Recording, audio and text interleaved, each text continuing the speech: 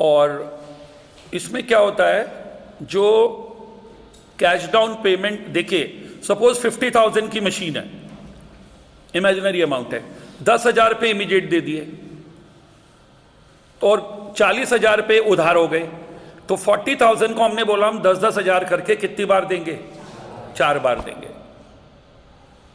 40,000 को हमने क्या बोला, 10-10 हज़ार करके हम 4 बार देंगे अलॉन्ग विद इंटरेस्ट।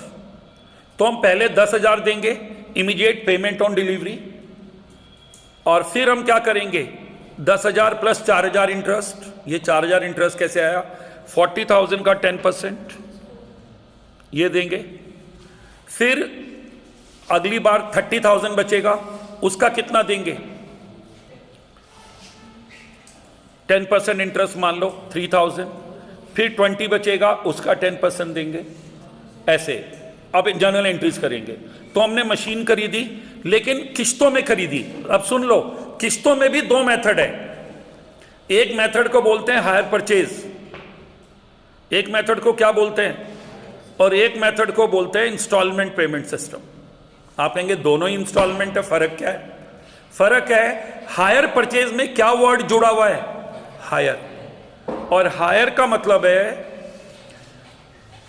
यदि हमने समय से पैसा नहीं दिया और डिफॉल्ट हो गया, एक वर्ड सुना होगा डिफॉल्टर, पेमेंट करने में त्रुटि हो गई, मिस्टेक हो गई, नहीं दे पाए, डिफॉल्टर हो गए, तो क्या होगा, व्हाट विल हैपन, मशीन छीनी जा सकती है, फिक्स एसेट वापस ले लेगा वो। कौन, वेंडर। वेंडर कहता है, हायर वर्ड लिखा है, इसमें एक कंडीशन लीगल जुड़ जाती है कि यदि तुमने समय से पैसा नहीं दिया तो क्या होगा, मैं मशीन को वापस छीनने का अधिकार मेरा है, क्योंकि ऑनरशिप मेरी है। हायर परचेज में मालिकाना हक, ऑनरशिप किसकी होती है, वेंडर की। और इंस्टॉलमेंट पेमेंट सिस्टम में ऑनरशिप परचेजर की हो जाती है। हायर परचेज में वेंडर के साथ क्या वर्ड लगेगा, हायर।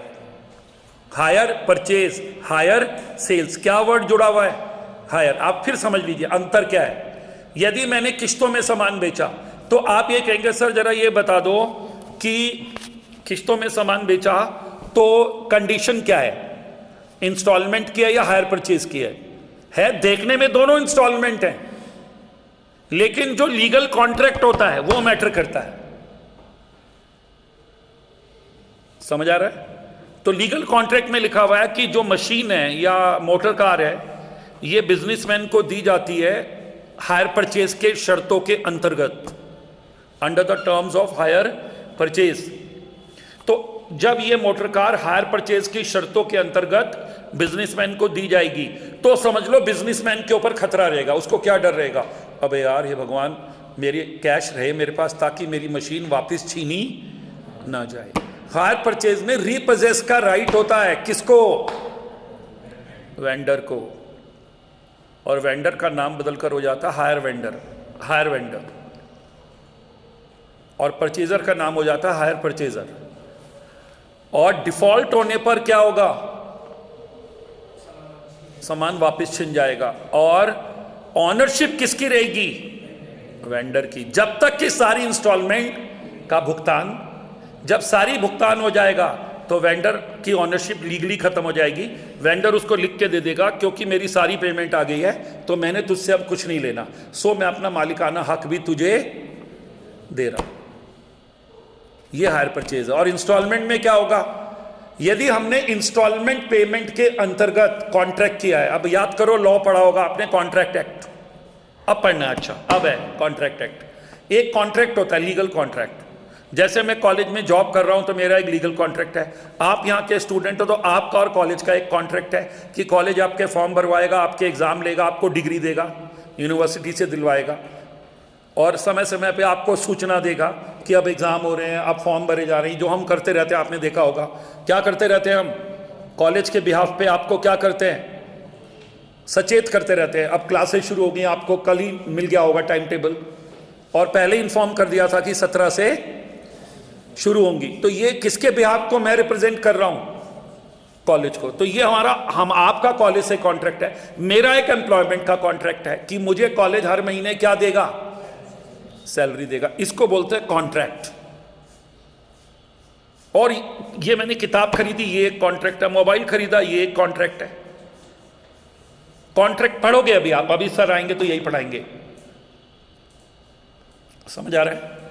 तो अब इसमें क्या होगा, जैसे हमने ये बताया, तो इंस्टॉल कॉन्ट्रैक्ट की शर्तों में लिखा जाएगा कि ए परचेजर है, बी सेलर है, और ये मशीन बेची जा रही है किस्तों पे, क्योंकि परचेजर के पास पूरे पैसे नहीं है। इसलिए परचेजर कैसे खरीद रहा है मशीन, किस्तों में खरीद रहा है। समझ आ रहा है? ओके जी। अब क्या है जी, परचेजर कैसे पैसे देगा, कुछ तो इमीडिएट देगा। अरे भाई कोई बेचने वाला है, क्या बोलेगा, खरीदने वालों कुछ है जेब में या खाली हाथ आ गया। सर मैं ऐसी कार के शोरूम में घुस जाऊं BMW के, और बिल्कुल जेब में 200 रुपये हों और बोलूं निकालो एक कार, वो कहेंगे सर 5-10 लाख तो ले आओ, जब 20-30 लाख की गाड़ी ले रहे हो कुछ तो ले आओ। उसको क्या बोलते हैं जो कुछ शुरू में देते हैं, cash down payment, payment on delivery, और बची हुई अमाउंट में इंटरेस्ट लगेगा, उधारी है बाकी। और सवाल क्या है, सवाल यह है, शर्त क्या है, शर्त यह है कि कॉन्ट्रैक्ट में पढ़ना पड़ेगा कि ये इंस्टॉलमेंट पेमेंट सिस्टम है या क्या है, हायर परचेज है।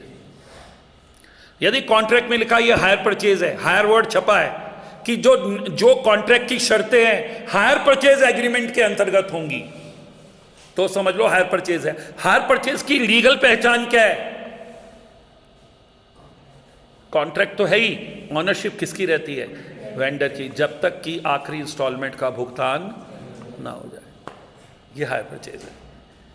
ठीक है। अब आता है अकाउंटिंग है तो डेबिट क्रेडिट होगा, डेबिट क्रेडिट है तो लेजर होंगे। सर मंदिर है तो भगवान की मूर्ति होगी, अकाउंटेंसी है तो डेबिट और क्रेडिट होगा।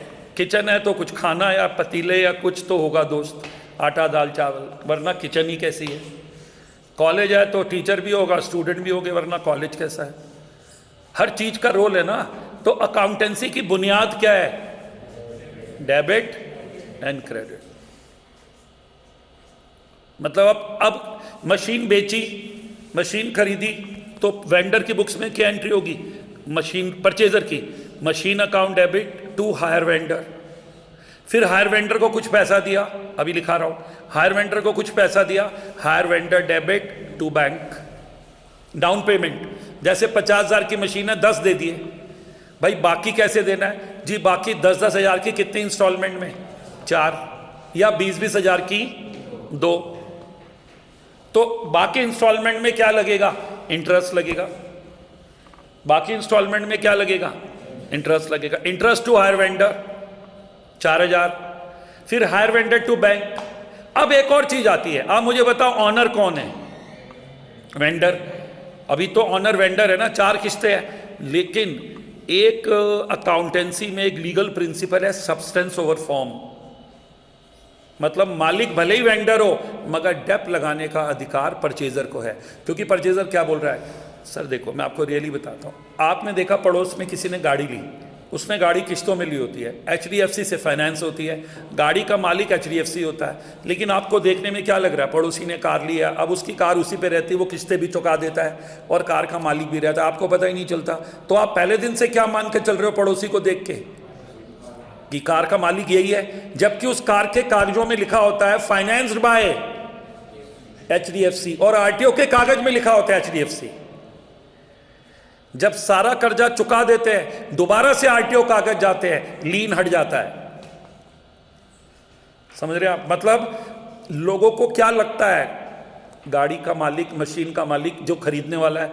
इसलिए अकाउंटेंसी क्या कहती है कि भाई तू डेप लगा ले, भले ही तू लीगल मालिक नहीं है, लेकिन मोटा मोटा देखा जाए, सब्सटेंस में देखा जाए तो तू मालिक है, तो तू क्या लगा ले, डेप। तो एंट्री करेगा परचेजर डेप टू मशीन, और फिर डेप को एज यूजुअल PL में डालेगा। आप याद करो, फाइनल अकाउंट बनाते समय सारे खर्चे कहां जाते थे, प्रॉफिट एंड। याद करो ना बच्चों, अब अकाउंटेंसी का फंडामेंटल प्रिंसिपल मत भूलो। आप एक एंट्री बता रहा हूं, डेप टू मशीन करते थे, उसके बाद एंट्री करते थे profit and loss account debit to depreciation. Interest to vendor करोगे, एक एंट्री करोगे पीएल टू इंटरेस्ट। इसका नियम होता है, इसको हम बोलते हैं क्लोजिंग एंट्री। याद कीजिए, आपने पहले पढ़ा होगा मुझसे क्लोजिंग एंट्री। क्लोजिंग एंट्री का मतलब है ईयर के एंड में जब हम बुक्स बंद करते हैं तो क्या करते हैं, सारी की सारी नॉमिनल अकाउंट के बैलेंस कहाँ डाल देते हैं, प्रॉफिट एंड लॉस। अब एक बार एंट्री सुन लीजिए, फिर मैं लिखाता हूँ, पहले सुन लीजिए। पहली एंट्री हो गई machinery to hire vendor. Imagine कर लिया मशीन खरीदी, मतलब fix asset to hire vendor. अब जो भी नाम हो, मैंने मशीन, क्योंकि ज़्यादातर मशीन मोटर कार यही चलती है, मशीन बहुत पॉपुलर है बिजनेस के लिए, इसके बगैर गुजारा नहीं है। तो machinery to hire vendor. Hire vendor to bank, कौन से पैसे, कैश डाउन पेमेंट। मान लो 50,000 में 10 दे दिए, ओके जी। अब एक साल बाद 4,000 का इंटरेस्ट देना, क्योंकि उधारी 40,000 थी, 4,000 का इंटरेस्ट ड्यू होगा पहले। Interest to hire vendor. अब हायर वेंडर टू बैंक 20, मान लो मैंने 20-20 हज़ार की 2 इंस्टॉलमेंट मान ली, या 10-10 हज़ार की 4 मान लो, कुछ भी मान सकते हैं, क्वेश्चन में दिया होगा। तो 20-20 हज़ार की कितनी इंस्टॉलमेंट हो गई, 2। तो 20,000, 20,000 प्लस 4,000 का क्या, इंटरेस्ट। इंटरेस्ट हो गया 10%, 40,000 का 4। तो hire vendor to bank 24। Depreciation to machinery 5,000, 50 की मशीन थी ना, 10% डेप है। और P&L debit to depreciation to interest, ये पहले साल की एंट्री हो गई परचेजर की बुक्स की। सेकंड ईयर पे आ जाओ, इंटरेस्ट टू हायर वेंडर। अब इंटरेस्ट कितना, 2, क्योंकि पहले 40 में से 20 दे दिया। देखो पहले 50 था, 10 पहले दिया, कितना उधार हुआ, 40 का 10%, 40। फिर 4,000 इंटरेस्ट और 20,000 का प्रिंसिपल दिया, 24 चला गया। अब हो गया 20 बचा, 20 दे दो, 2,000 इंटरेस्ट के साथ। तो interest to hire vendor 2,000। Hire vendor to bank 22। Dept to machine 5,000 या 4,500, मेथड देखना पड़ेगा, SLM है या WDV है। और फिर P&L to dept to interest. ये किसकी बुक्स हो गई, हायर परचेजर की। अब आ जाओ हायर वेंडर में। एक बार वर्बली बता रहा हूँ मैं, क्योंकि रिकॉर्ड भी कर रहा था, इसलिए मैंने कहा एक गो में पूरा हो जाए, अपलोड भी कर दूंगा, जो नहीं भी आया उसको भी कुछ फ़ायदा हो। अगला पॉइंट है, किसकी बुक्स में आ जाओ, अभी लिखा के भी करा रहा हूँ, किसकी बुक्स में आ जाओ, परचेजर की, वेंडर की। सबसे पहले एंट्री आएगी परचेजर डेबिट टू सेल्स, उसने तो माल बेचा ना। अब आप कहेंगे वो मशीन क्यों नहीं लिख रहा है, सुनो, आपके लिए मशीन एसेट है, लेकिन जो मशीन का शोरूम है उसके लिए मशीन स्टॉक है। वो कहता है मेरे लिए तो सेल है, मैं कोई मशीनें एसेट रख के बैठा हूं। सर कार के शोरूम के मालिक के लिए कारें क्या है, स्टॉक। वो क्या बोलता है, देख यार कुछ स्टॉक में कितनी गाड़ियां हैं, और आप कहते हो देख मेरे बिजनेस में एक कार है, क्योंकि आप एक कार ले लोगे, 2 ले लोगे, लेकिन जो कार का शोरूम है वहां तो 100-200 कार खड़ी होंगी।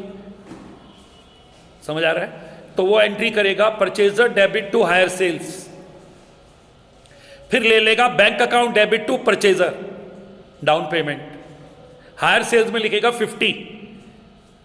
अभी मैं लिखा के भी कराऊंगा बच्चों, एक बार एक राउंड ये पूरा रिकॉर्ड हो जाए तो कुछ बच्चों का फायदा हो जाएगा।